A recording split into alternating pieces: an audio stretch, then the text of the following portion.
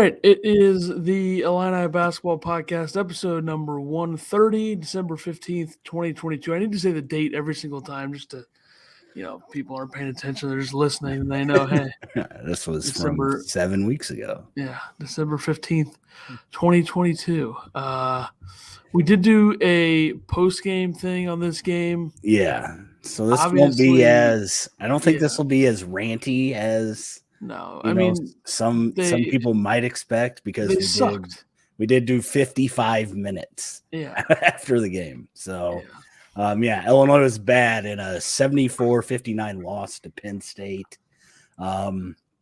They just looked uninspired. They played uninspired basketball. Player of the game, our Pog, we went together because he was the only guy that looked inspired. Brad Underwood even commented it after the game, saying we have one guy that plays hard consistently every day. One guy, sincere every single day. So Sincere's numbers, they weren't extreme or anything like that. 20 minutes, 2 of 3 from the field. He missed the only 3 he took. We talked about it in the post-game thing. If he would have hit that 3, might have changed the tides. Then he knocks one out of bounds with 1 second left, and Funk makes that 3 against Illinois, which really hurt. 4 points, 3 rebounds, 1 assist, 2 steals, 1 block. So filled up the stat sheet, just didn't fill it all the way up, I guess. But again, he's the one guy that comes out and he plays hard no matter what's going on. He doesn't think about, we just beat Texas. He is there to play basketball. He is what Brad Underwood defines as an everyday guy. And that one tip-in he had was pretty amazing. He came from the three-point line, came all the way across the lane, tipped it back in. I believe that was this game. I don't know. It's been a while. So sure, yeah. Steve's here. Hey, guys, our team is struggling. Stunk. Yes, they did stink. Big old stinker. But yeah, Sincere, again, he is the energy guy. Does Brad put him in to start the energy, early? Does he start him? I don't think he does, but you gotta think he's gonna send a message Saturday, right? Yeah, I think the lineup is gonna be different in some way. Yeah, I think he's got to do something. And he talked about it a lot in his post game. He was very candid in his post game. We got a lot of quotes from him, so we'll bring those up later. But yeah, embarrassing for Illinois in front of 15,550, as Brad likes to say. You sell out. You got Penn State at home, and this isn't a game you expect to just get dominated against. So I don't know why I have the game from last year up, but I do, so that's helpful.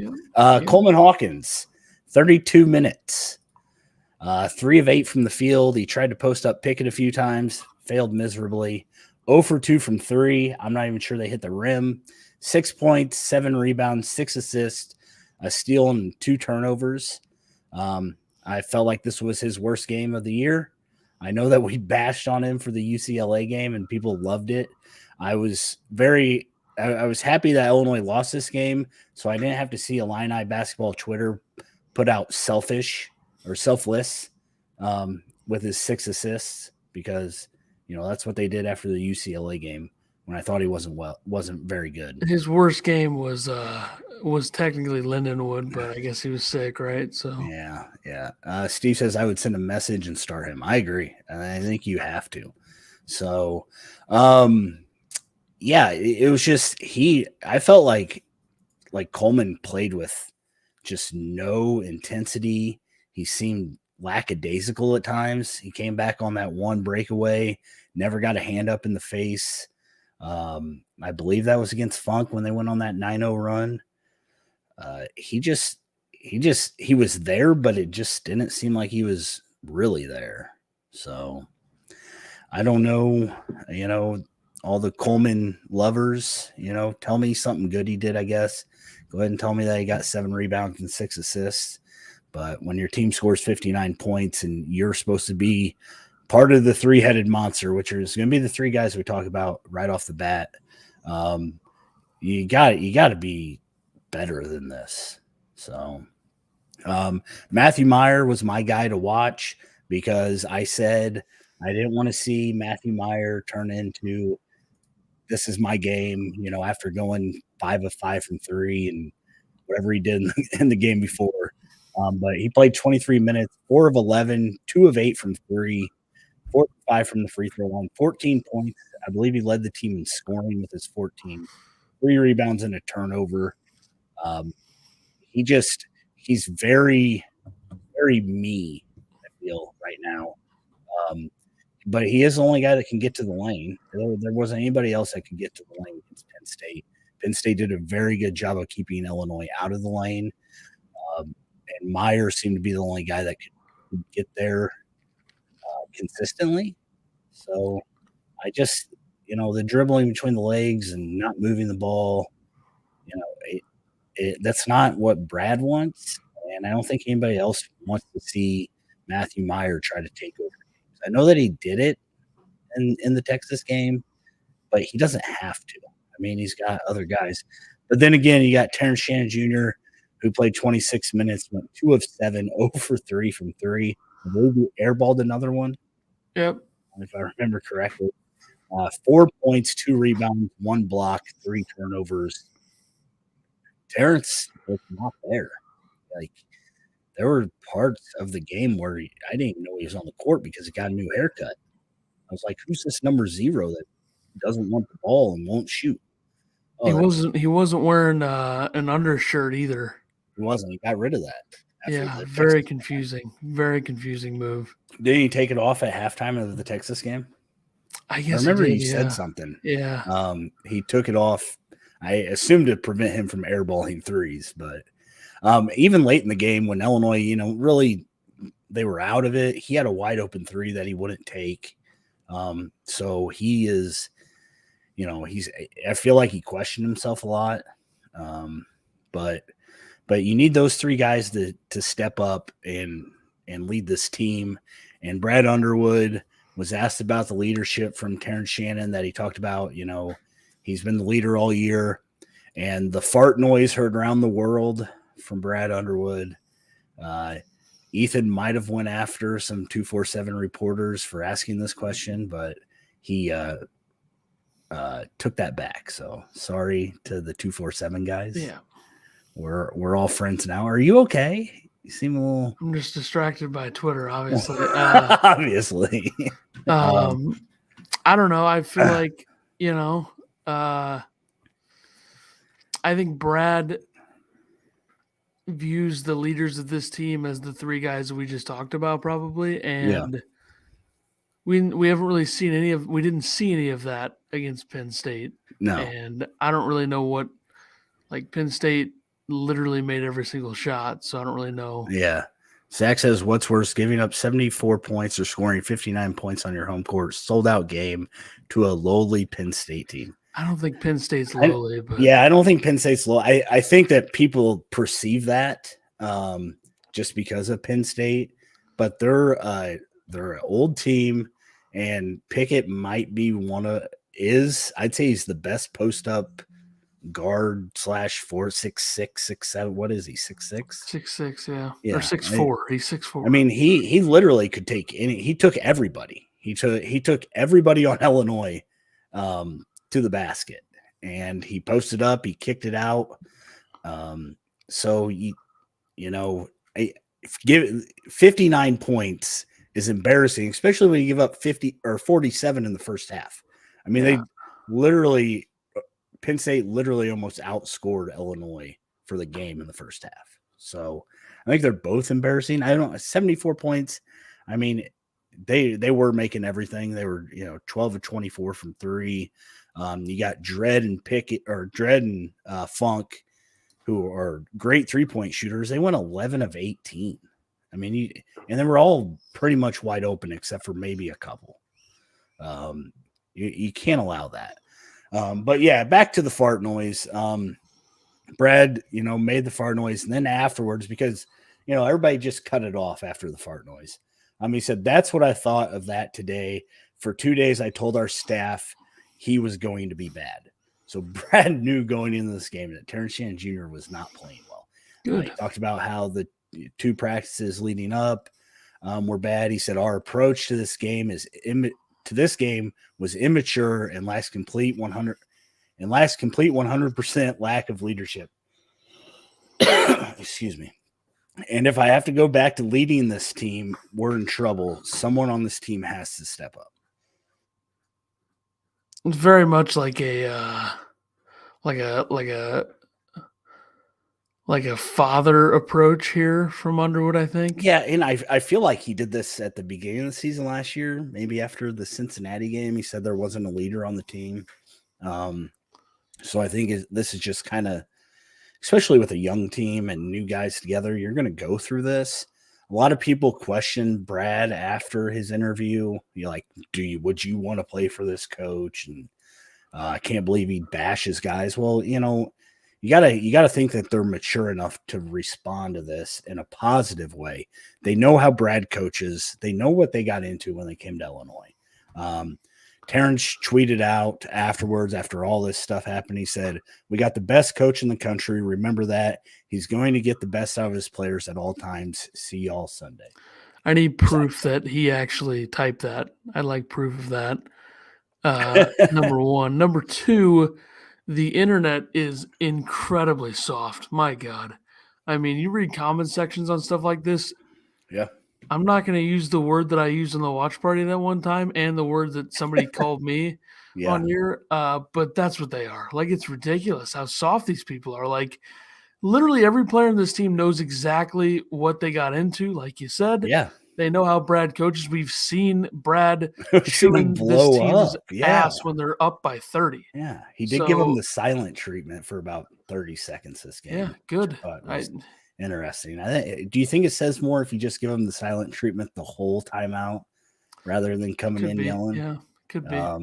That's one of those things, like, if I'm not making fun of you, I don't like you. If I'm not yelling at you, I don't like you. So I think he probably could have said more, not saying anything. Sky Clark, 32 minutes, 4 of 8 from the field, 3 of 6 from 3. He had 2 big threes wide open. They just were in and out. Again, if those fall, game may change one way or the other. 11 points, 7 rebounds, 2 assists, 1 block, 1 turnover. I thought that this was, if not his best game of the year, second best game. I mean, if you want to count Lindenwood, I don't think you count Lindenwood in that, where he had 19 points. But 7 rebounds for your point guard, really good. Especially when, your 6'10" forward center guard gets the same amount. I think that's a pretty good number. I thought the freshmen in this game probably had their best games except for Jaden Epps. I felt like they all played well. I felt like Ty Rogers had a good game. We'll talk about him in a little bit. But I thought Sky was really good. I don't think Sky needs to be the leader. I think that coach is right with Terrence Shannon being the leader and Hawkins and those guys. These guys are still young, but I thought that Sky looked really good in spots. Again, we talked about it in the postgame. I thought he played really good defense against Pickett. I think he gave up 1 bucket. He fouled on 1, but he had 2 really good stops against him when literally nobody else could stop him. So, thought really good game for him. RJ got hurt, got his eye cut open. I don't know what's going on with these guys getting their eyes cut open, but so he was limited. 16 minutes, 2 for 2 from the field, made his only 3, 5 points, 1 rebound, 1 assist, 1 turnover. Thought he was fine when he did play. I don't remember any defensive inefficiencies out of him, but I think that there probably were because the whole team was defensively inefficient. Yeah. So Jaden Epps struggled this game. 25 minutes, 1 of 5 from the field. He couldn't get to the lane like he has been in the past. It seemed like, Pickett and those guys just did such a good job of keeping Illinois out of the lane and stopping driving lanes, things like that. He was 1 of 2 from 3, 3 points, 3 rebounds, 1 block, 2 turnovers.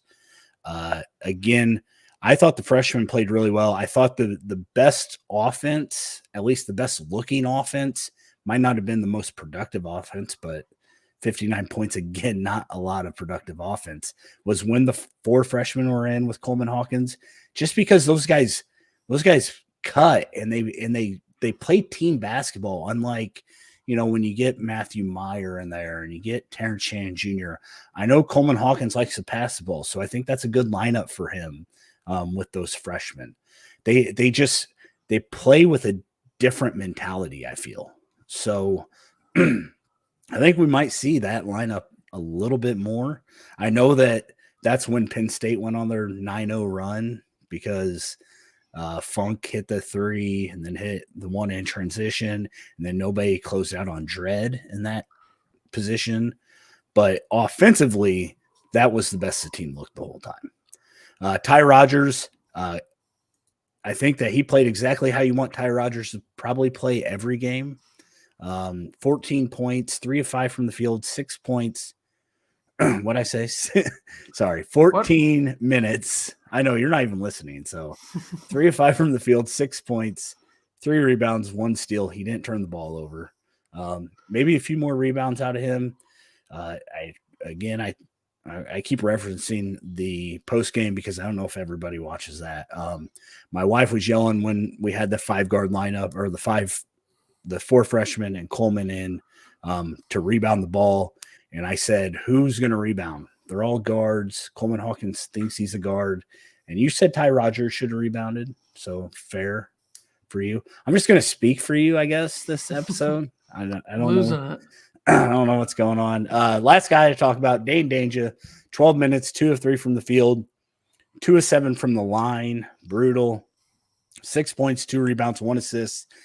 Feel like teams are finding out all you do is just foul Danger when he's in the lane. There's not a lot more to say. Is he's either going to have to learn how to make free throws, or his time is going to be limited, I feel. Other quotes and notes and quotes, however we do it. We had 2 guys shoot free throws in this game. They want to combine 6 of 12. That's tough.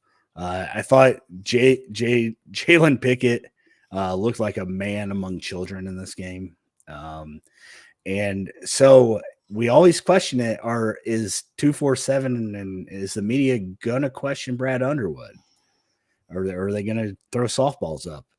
And he did get questioned if switching is problematic. And this was his response. Well, we didn't switch at all last year, and they posted up Trent and they posted up DeMonte, and we could start Coleman on him and he'd score on him. We'd put Ty Rodgers on him and he scored on him. He's a really good player. That's what they do. When you have a 6'5" guard that is really strong and gifted and surround him with shooters, it makes it hard. He's done that against everybody. There is a reason why he is a walking triple-double or close to it. I think he's 6'4", but whatever, Brad. Liar. Now he's 6'4"? I thought he was 6'. We just said he was 6'4". All right. Steve says, I wish Underwood would go back to his spread offense using pinch posts, force the guys to move better. My thoughts. Yeah, I don't know. Like, I don't feel like there's any motion in his motion offense right now. It's a lot of give the ball to Terrence Shannon Jr., a lot of, give the ball to Matthew Meyer, a lot of Coleman Hawkins looking three passes ahead when, other guy, when he only gets a pass at one time.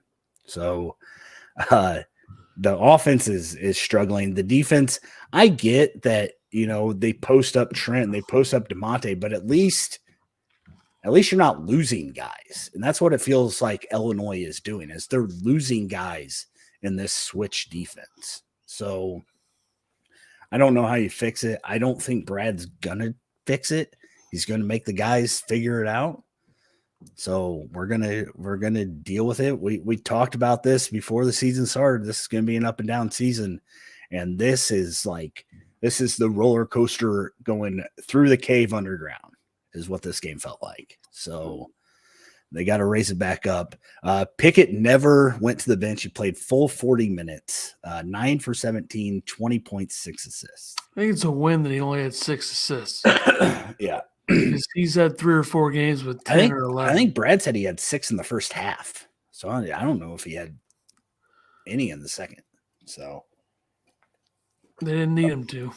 Brad said what everybody was thinking. He said, quote, when you let them shoot 27 open threes, they're going to make them. So, well, you do that to you let every single team in the country that you've played do that. So. Yeah. And we're just going to close out here. We got some Brad quotes. Like I said, he was very candid in his post-game press conference. So bear with me as I talk about this. Jay, what's up? Thanks for stopping by. Ethan, try to stay awake so you can do your part next, okay? Yep, got it. Here we go. Brad said, every day, guys, every day. It's not about the media kissing their butt when they play hard in MSG and beat a good team. We have beaten really good teams. So he said that somebody in the locker room said something like, man, we just lost to Penn State. Brad also said, inexcusable. We will start there. Not to discredit Penn State.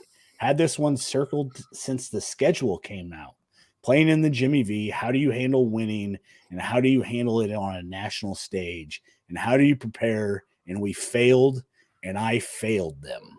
I failed them miserably, and I know those nights are going to be there. I can handle getting beat by them because they made plays, which they did, but lack of effort. You better have more accountability than that. So, like we said, Brad went after his team. I think they needed to hear this. I don't, people are saying, do you say it to the media or say it in the locker room? I'm sure he said it in the locker room too. So, he's on the team. I thought it was funny because Matthew Meyer says it's hard to get a big head when Brad Underwood's yelling at you every 5 seconds. And then Brad comes out and says they had the 2 worst practices they've had all since he's been there. So good. After Brad took the blame, he said this didn't have anything to do with X's and O's. This had everything to do with the heart and being tough enough to compete for the jersey you wear every single day. I agree. There was no effort out of this team, and I think that Brad was right by calling him out. Jay said, "Watch the replay of the game. Terrible switch defense. Yeah, the defense is awful." And that supposed press got burnt 4 or 5 times. Every bad switch was burned. About everyone. Props to Penn State for burning them. Yeah, I don't understand the press. Like, I don't know. Again, we talked about it in the post-game thing, but I don't know if guys aren't realizing that they're switching to a press, or if they're just playing full court pressure, man pressure. I don't like how Coleman denies the bottom guy the pass back. And he does it lazily. He doesn't attack the ball handler. It seems like he just kind of stands out there in no man's land. And so the guy can either drive right around the other defender, or they pass it to the middle because the team doesn't seem to know that, hey, you need to step up and deny the middle. So there's some miscommunication there. So we'll see. I mean, I guess we'll probably see against Missouri how well it holds up, because I don't think Alabama A&M is going to give them a lot of trouble. So, what? Maybe. Yeah, I saw your prediction. I got 2 more here from Brad. He said, quote, I knew we would have nights like this with an extremely young team. I can live with all that except the complete lack of leadership and the complete lack of effort that was given today, period. And then he said, we have been atrocious in practice, maybe the 2 worst days of practice I've been a part of, and that's leadership. That's leadership, plain and simple, hard to say, leadership. Put it in bold damn print, lack of. So dramatic. He was very dramatic. He was very dramatic. He even said, you guys don't usually see me like this after a loss, but I mean, you lose 74-59 to Penn State at home to a sellout crowd. I don't blame him for acting like this. I mean, I don't think the athletic department gives a bleep, obviously. No, what are they going to do? Fire him? They should, yeah, definitely. So, I don't know. I feel like people just took all the clips of the fart noise and the leadership comments to say, oh, he doesn't take any accountability. It's like, okay, then why don't you tell us that you didn't watch the entire thing without telling us? Yeah. I mean, he clearly said that he failed them. So, I don't know.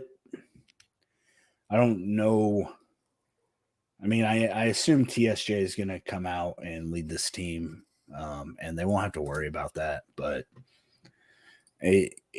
ups and downs is what we're dealing with. Jay said what was funny, playing the second half, Illinois missed a shot and Penn State had a run out.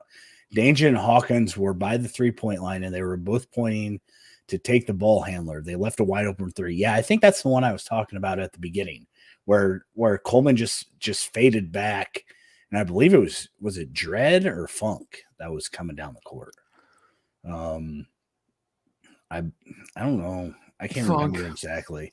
But yeah, and just not closing out on shooters. And they it seemed like they fell for every head fake. We talked about that in the post game. They looked like who did that against Illinois? Texas? Syracuse, yeah. A lot of orange teams. So yeah, again, ups and downs. They gotta get it figured out. They're gonna have games to get it figured out before the Big Ten ramps back up. But starting 0-2 in the Big Ten is brutal.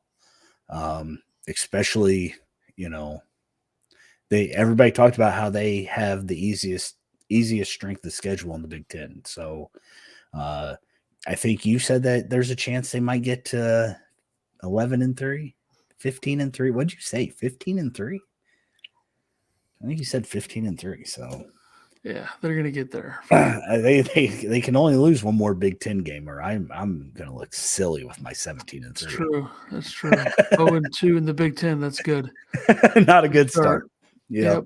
So yeah, let's go on to Saturday in this amazing matchup. Yeah, it feels like this is a long time in between games. Yeah, it's kind of that time of year, no good basketball on tonight, I don't think at all. Finals week leading into Christmas. I think this weekend has some good games, but just because I think it was Izzo that said they played like 9 games in 16 days, and now they play 6 games in 29 days or something like that. It's just kind of weird how the schedule works, but Illinois, I guess when you play over Christmas time, 3 games in the next 20 something days. Yeah, so not a lot. And it doesn't sound like the Illini players are going to do very well in finals week. So good luck. Yeah, I never heard the quote about him wanting them to be miserable. I never heard it either, but yeah. So I don't know where that guy got that from, but yeah, well, it seemed like one guy posted it, and maybe a frame job for sure. Yeah. Illinois, Alabama A&M, 3:00 Saturday, Big Ten Network. I would have to think that Illinois is going to be playing better on both ends and much harder after what Underwood said. And I'm sure with what Underwood's done in practice all week, probably, which is run them into the ground, I would guess. But the bottom line is that Alabama A&M is bad. They started the year 0-5. 2 of their wins are against non-D1 opponents. And they beat Lipscomb somehow, who's number 201 on KenPom by 4, which that makes no sense. But I'm just going to tell you the number of the team. They lost to number 310, number 282, 137 by 20, 189, 153, 158. So, yeah, they haven't played anybody inside the top 150 except for Samford, and they got killed by them. But they're 9th in the country in bench minutes at 41.8%. A lot of players coming off their bench. Very confusing how their starting lineup works. So I'm just totally guessing with what their lineup could be. But they're 47th in the country in turnover percentage defensively. So Illinois could have like 15, 16 turnovers in this game. Yeah. Wouldn't surprise me. Projected lineup, once again, total guess. Their lineup in the last game was confusing. They had like 2 guys start that played like 5 minutes each. They had a bunch of guys off the bench, including a guy off the bench who played 34 minutes, which why doesn't he just start? Right. Their best player is guard Garrett Hicks, 6 feet tall, 17 points per game. Missed the last game. I don't know if he's going to play. Doesn't matter either way. He's going to get locked down. Guard Cameron Tucker, 6'1". My takeaway is that he has the same name as Eric Stonestreet's character in Modern Family. So there's nothing to do with basketball, but it's notable, I would say, if you've seen the show. Absolutely. Very notable. Everybody knows that reference 100%. Guard Brandon Powell, 6'3", he has 3 points in his last 3 games after having 14 points against D3 powerhouse Fisk. Forward Dalen Smith, 6'6". He's 25 for 48 inside the 3-point line and 1 for 10 from 3. Not good. And then forward Austin Harvell, 6'6", Tennessee Tech transfer. This roster is so bad and horrible to look at, and I don't even want to come up with stats for these guys. So fair. They're a joke of a program. It's going to be an absolute. I mean, Bloodbath. they're gonna cut away to something else in like the first 5 minutes because like we can't show this. This is like we're gonna get fined for showing this. Ken Palm numbers: offense Illinois 36. Alabama A&M 345th. Defense, Illinois 21st. Alabama A&M 271st. And tempo, Illinois 42nd. Alabama A&M 37th. So, probably won't matter. But players to watch. Players to watch. I think we both picked the same Illinois guy, Terrence Shannon Jr. You want to see how he bounces back. He's kind of the one that got called out. I think everybody got called out. But Terrence Shannon's name was specifically said by the media. So I feel like everybody wants to see how he's going to do, how he's going to lead this team. This should be a game where he has, I think you predicted that he'd have 25 points. And then I went with Dallin Smith. I don't know. Just because he's a 6'6" guy and Illinois can't seem to handle 6'6" guys. So sure. There you Even go. though Pickett's 6'4", but anyway. He's going to be 6'8" by the time we get done with this. Probably so. I picked Shannon. I figure he's got to come out and have a big game to follow up whatever that was last Saturday. Then I went with Omari Peak from Alabama A&M. Don't know why. Didn't write anything down. Because he's their best scorer? No, he does something. Let's see. He plays 9 minutes a game. He had 23 points in the last game. 5 for 9. He was 8 for 14 from the field. Okay. 23 points. So he did that and had 11 points a game before that. But he's a transfer from Delaware State. So, I mean, Delaware State is like horrible. Yeah. But they do exist. He didn't play at all last year, apparently, unless he played somewhere that Ken Palm doesn't track. Delaware State's 1-9. JUCO or something. Oh, Delaware State hung around with Villanova. Lost by 10. Jesus. Lost by 10 to Villanova, but then lost by 28 to Virginia Tech and 35 to the best team in the country, which whatever team you think that is, they lost by 35 to them. So, okay. Do you want to guess who it is? Nope. I bet you get it right within Houston. 2 tries. No, not even close. Jesus. Okay, one more guess. Auburn. Oh my God. Yeah, I was obviously talking about UConn. Anyway, I'm just trying to get you fired up. Your lack of energy is really rubbing off. I'm dying here. You wanted to do this at 4:00. You would have been asleep. That's true. Apparently people are getting sick. I don't know. I mean, I guess that's caught the bug. Something that's happening to Somebody people. must have left his house and brought it back to him. Could be. I don't know. That's what happens when you golf in the winter. Have to do a full investigation. Yep.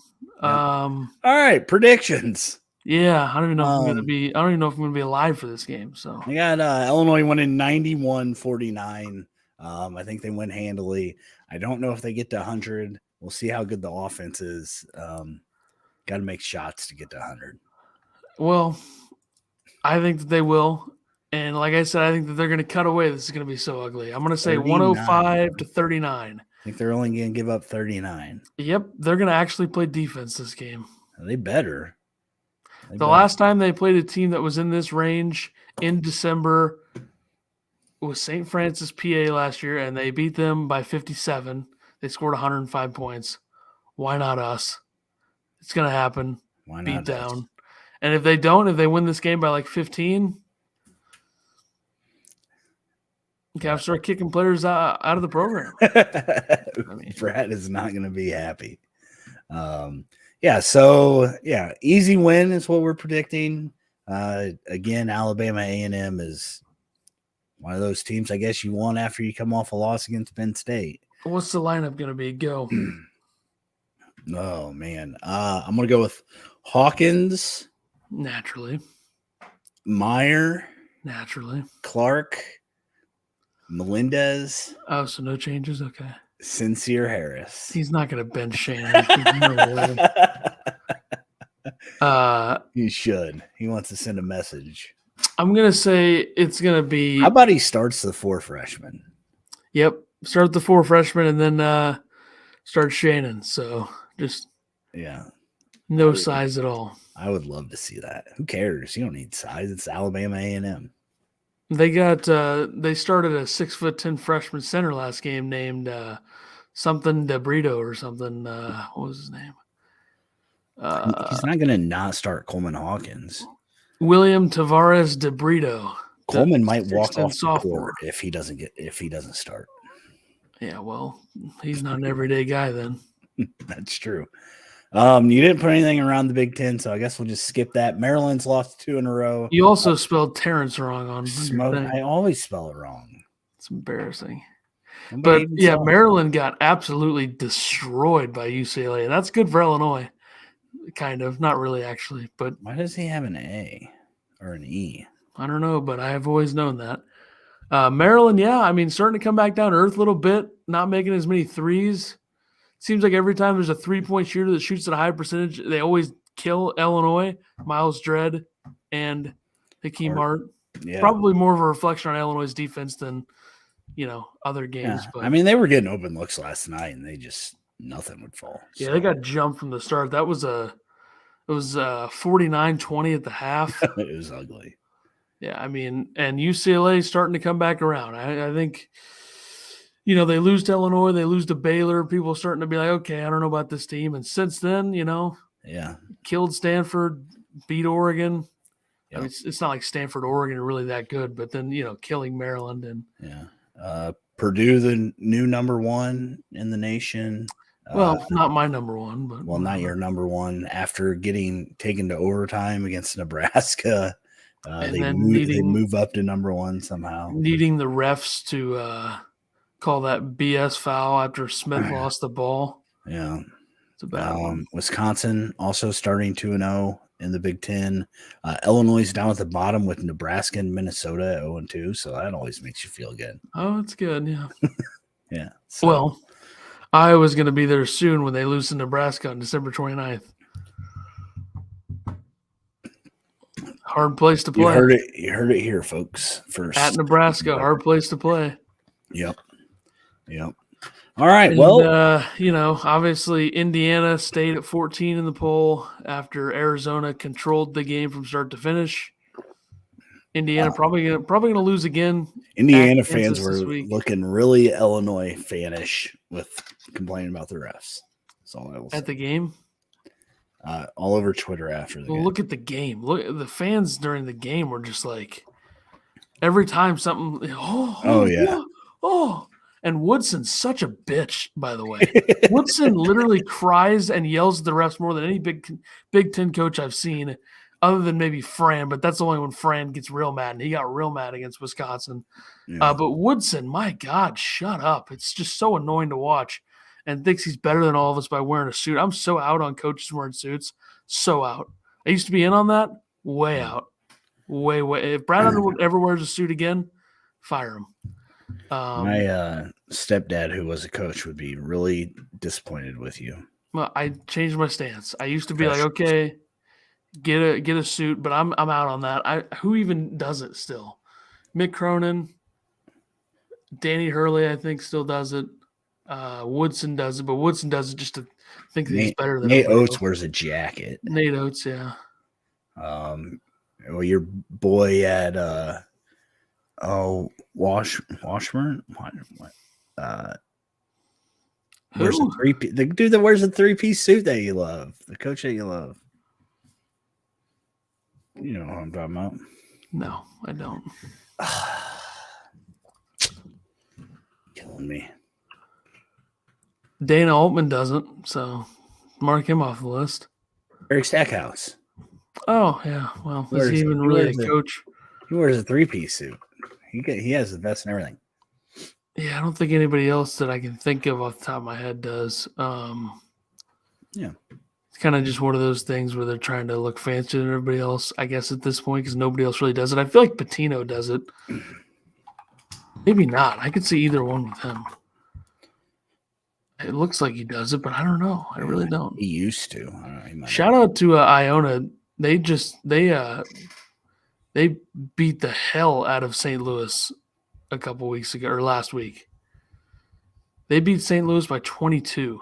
That's a lot, folks. Iona's a good team, and shout out to Brandon Pajimski, who is a part of a defensive-less team at Santa Clara. He had 17 points last night. They beat Portland State. Yeah, Steve, we hate the Hoosiers. There's no doubt about it. All right, guys. Get me out of here. It's under 40 minutes. Last thing I got, we're doing a giveaway, guys. We ordered our first official merch. It's really for me and Ethan because we're big golfers. I don't know if you see. They came today. Illinois. Oh my gosh. Illinois basketball. Branded golf balls. Illinois basketball podcast. Oh, good. Make me smaller. I don't know. I don't know how to focus it. It's got our QR code, so you can go to you can scan that and go straight to Apple. But we are going to give away 2 sleeves.